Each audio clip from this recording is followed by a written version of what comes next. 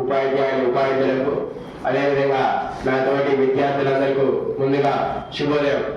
మనం ఏదో వచ్చినమా ఒక కంపెనీ నుంచి అంశం వచ్చిందా చెప్పినమా అన్నట్టు కాకుండా అసలు వాయు కాలుష్యం అంటే ఏంటి, వాటిలో ఉన్న అంశాలు చూసుకుంటే గాలి, నీరు, ఆహారం. మనకి ఈ మూడిట్లో ముఖ్యమైనది గాలి. మనం నీరు లేకుండా 1 లేదా 2 రోజుల వరకు బ్రతకవచ్చు, ఆహారం లేకుండా 1 లేదా 3 రోజుల వరకు బ్రతకవచ్చు. కానీ గాలి లేకుండా మనం 1 నిమిషం కూడా బ్రతకలేము. మనం చూసుకుంటే ఆధునిక కాలంలో చూసుకుంటే ఉదాహరణకు హైదరాబాద్ లో మన పక్కన ఉన్న పరిసరాలను చూసుకుంటే మన ఫ్యాక్టరీ నుంచి వచ్చే పొగ, ఆ పొగ వల్ల ప్రకృతి ఆగమైంది. రెండవది చూసుకుంటే హైదరాబాద్ లో మధ్యరాత్రి 1 వరకు కూడా వాహనాలు నడుస్తున్నాయి. ఆ వాహనాల నుంచి వచ్చే పొగ వల్ల మనకి ప్రకృతి అనేది ఆగమవుతుంది. మూడవది చూసుకుంటే మనుషులు అవసరాల కోసం చెట్లు నరుకుతున్నారు. ఇంకొకటి చూసుకుంటే రైతులు అనే వాళ్ళు మందులు కొట్టేటప్పుడు పురుగు మందు కానీ ఇంకా గాలి మందు కానీ చూసుకుంటే చాలా ఆగమవుతున్నాయి.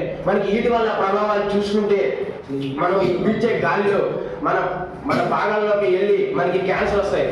ఓజోన్ లెవెల్ దెబ్బతిన్నప్పుడు సూర్యకిరణాలు వచ్చి మన శరీరం మీద పడినప్పుడు మనకి స్కిన్ క్యాన్సర్ లాంటివి ఇంకా చాలా వస్తాయి. ఇలాంటివి చేసుకుంటే 2019లో ఈ వాయు కాలుష్యం వల్ల 17 లక్షల మంది చనిపోవడం జరిగింది. మనం ఇలాగ కాకుండా మనం ఇంకా చాలా మంచిగా మనం అందరం చూసుకుంటే మనందరం చెట్లు నాటాలి. అసలు ఈ అంశంపై నా అభిప్రాయం ఏంటంటే, మనం ఉన్నది ఎందుకు, మన ఫ్యాక్టరీలు కానీ ఇవన్నీ ఎందుకు పని చేయాలి, మనమే పని చేయొచ్చుగా. ఫ్యాక్టరీలు పెట్టి మనం మనుషులు ఉన్నదే పని చేయడానికి, కాబట్టి మనుషులందరూ పని చేయాలి. అసలు నా అభిప్రాయం ఏంటంటే చెట్లు నాటాలి. మనం ఇప్పుడు చూసుకుంటే ఆధునిక కాలంలో 100 సంవత్సరాలు బ్రతకాల్సిన వాళ్ళు 70 లేకపోతే 60 సంవత్సరాల వరకే బతుకున్నారు. అది దేనివల్ల అంటే ప్రకృతిలో ఉండే ఆక్సిజన్లు కానీ ఇవన్నీ దెబ్బతింటం వల్ల మనకి ఆక్సిజన్ అందకపోవడం, మన మనుషులు చనిపోవడం. 2019లోనే 17,000 లక్షలు చనిపోయారంటే మన ఓవరాల్ ప్రపంచంలో చూసుకుంటే 1 కోటి అలాగ చనిపోయి ఉంటారు. అది మొత్తం వాయు కాలుష్యం. దీని దెబ్బలు చూసుకుంటే నీరులో కూడా పడుతుంది. ఈ మొత్తం మన ప్రకృతి మొత్తం నీరులో కలిసి నీరు ఎవాపరేట్ అయ్యి యాసిడ్ రైన్స్ అవి పడితే మాత్రం మనుషులు 1-2 నిమిషాలకే చచ్చిపోవడం జరుగుతుంది.